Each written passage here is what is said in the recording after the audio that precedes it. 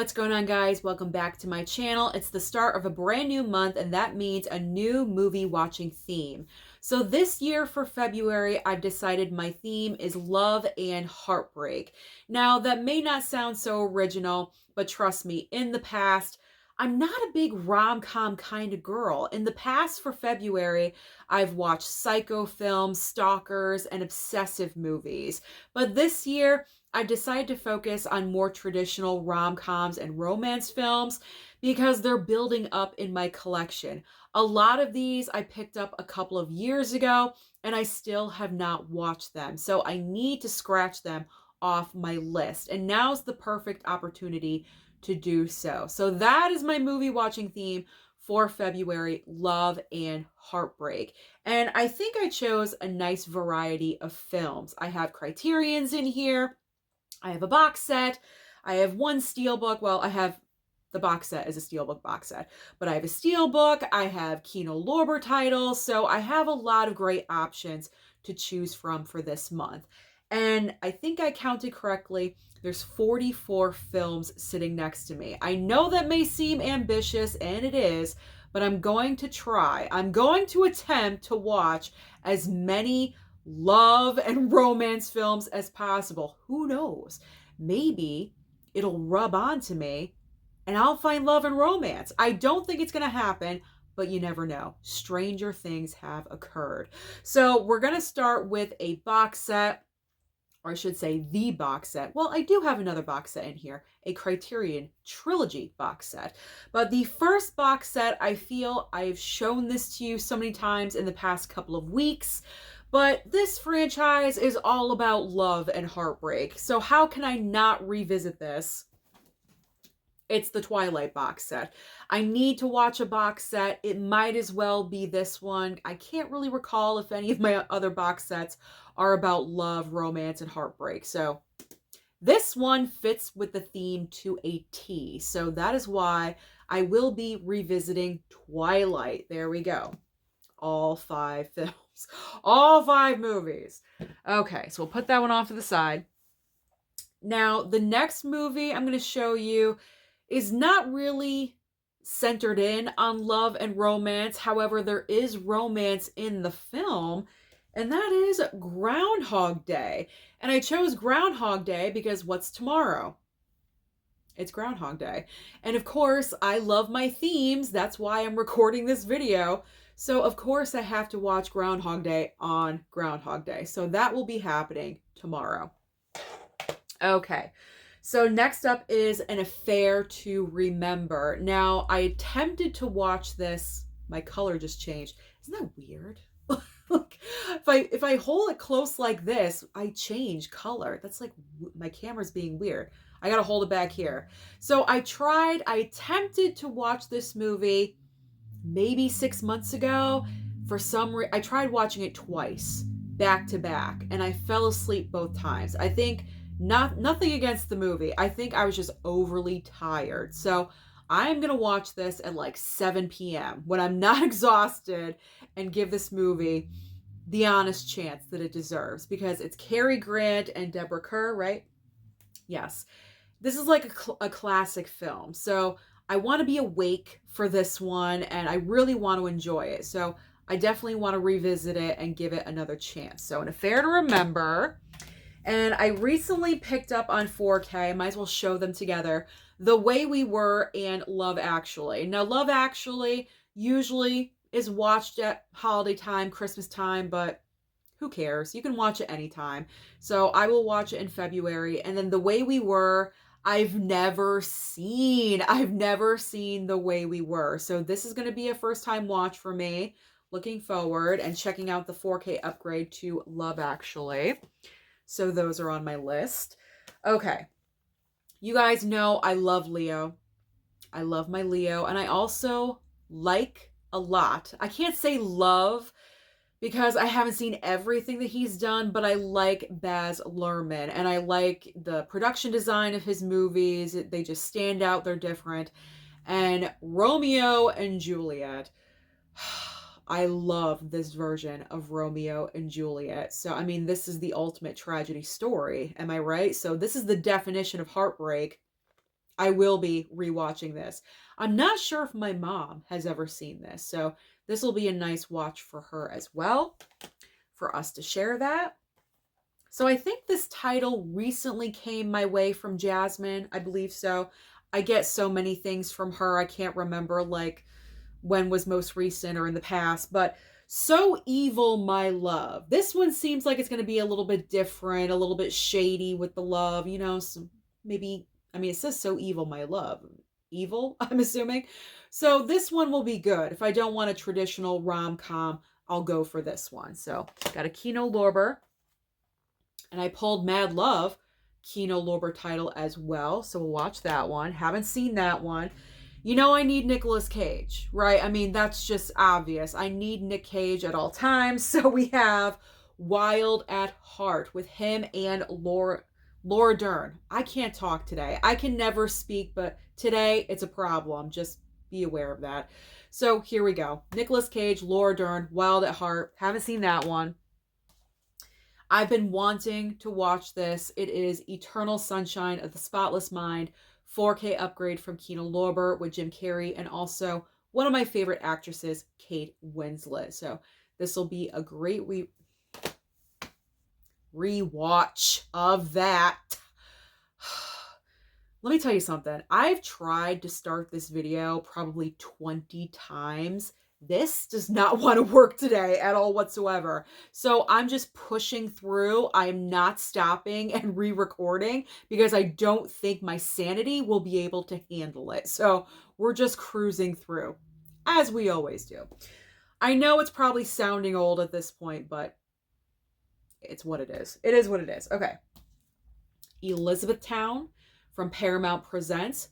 First time watch for that one. As well as Shadowlands. I love this VHS slipcover. And this is, who's this? This is Mill Creek. Mill Creek, if you guys are interested in that one. All right, I pulled out The Spy Who Dumped Me. I saw this at the theater, I believe, long time ago. Like, obviously when it first came out. So ever since then, I haven't seen it. So it's been a while. We'll revisit that. I'm going to have to brace myself, grab my Kleenex, whatever, for the third interpretation of A Star is Born with Barbra Streisand and Chris Christopherson. First time watch. Okay, so I've seen the others, but this is the last one that I need to watch. I might as well just do it and get it over with. I know what happens in the story. I pretty much lived it for myself in real life, believe it or not, people. I don't recommend it at all. So I'm very sensitive when it comes to that movie, that topic, you know, all that stuff. So I got to kind of mentally prepare myself for that one, if you will. All right, we have The Best of Me. This was a random, I think I picked this up, or did someone send this to me? Maybe someone sent it to me. But yeah, time to watch it. Now is the time. Okay. I'm giving Hitch another chance. Because when this film first came out, it was like a phenomenon. Everyone was talking about this movie. Oh my God, it was so great. I loved it. Blah, blah, blah. I saw it. And I was like, what are you guys talking about? I did not really care for this movie. And I never watched it since. So now is the time I'm going to rewatch the movie. And at this point, if I still don't really care for it, it's going to go. It's going to leave the collection. I don't have time to question Hitch anymore. So we'll see. I'm at a different place in my life, like 20 years older than when I first saw this movie. So we'll see. We'll see if I react any different to it. Now's the perfect time to explore that. All right, Sweet Home Alabama. First time watch. I know. First time watch for Reese and her, you know, one of her rom-coms. I mean, this is obvious, The Notebook. Especially right now with me loving Ryan Gosling. Like, it's his moment right now with Barbie and all the award nominations and everything. So I have to watch The Notebook. I've seen The Notebook, okay? Just to let you guys know, I've seen The Notebook. Okay. Oh, this one. This one is special because this is where I officially, like, kind of fell in love with Sam Rockwell. and it's the movie Mr. Right. I'm not sure if a lot of people have seen this movie or not, but you have Sam Rockwell and Anna Kendrick. Such a weird offbeat pairing, but it works. It works in this movie. He plays, if I'm remembering, a hitman in this film, and he meets up with Anna Kendrick and he completely falls in love with her. He has like this complete different side when he's with her. I don't know. He just is so charming in the movie, and I was like, how am I falling in love with him right now?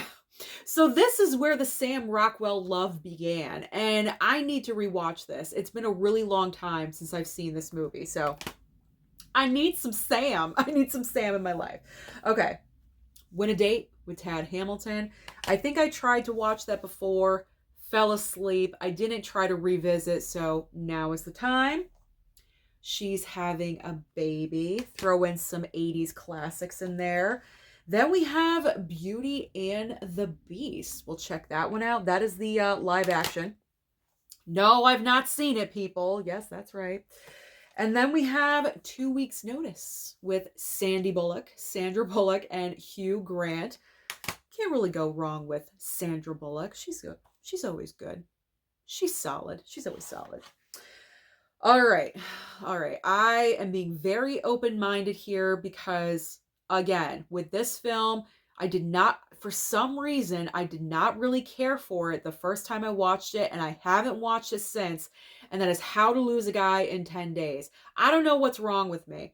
Kate Hudson, Matthew McConaughey, great pairing, great actors in this movie, but for some reason, I just didn't care for it at all whatsoever. So I'm going to give it another chance, and if I still feel the same way, it's going to leave the collection, but I'll be open-minded, guys. I will be open-minded. Okay. Here's another one. I have another one right here with, coincidentally, Matthew McConaughey, but this time with SJP, and that is Failure to Launch. I don't know. This is what I'm talking about. These rom-coms, like, the past couple, I don't really go for those. I'm not like, oh, yes, I need a rom-com in my life. I'm not that kind of girl. I'm like, give me Scream, give me Black Christmas, Halloween, throw in some Terminator 2, and let's have a great night watching those. I could care less about these movies, to be honest, but they're in my collection, so I might as well watch them. All right, so we got that one. Another Kate Winslet, which I'm very curious about. It's called Labor Day with, who is that? Josh Brolin. I can never remember his name. Josh Brolin. There we go. I think I picked that up at Dollar General like 3 years ago. All right. Love, Simon. Another never seen it. Bachelorette. Could be fun. This one was sent over to me. I might have seen that one already. Maybe. But not the Blu-ray. I think I watched it on TV or something.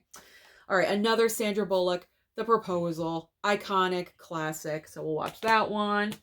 We got The Marrying Man with Kim Basinger and Alec Baldwin. I know he's in a lot of trouble right now with his case. We're not even going to talk about it, so we'll just move on. And He Said, She Said. A little bit more Kevin Bacon in my life. All right, so the rest are Criterions. So these are the Criterions I have chosen. I might do a ranking video because I have so many here. So I chose Eris,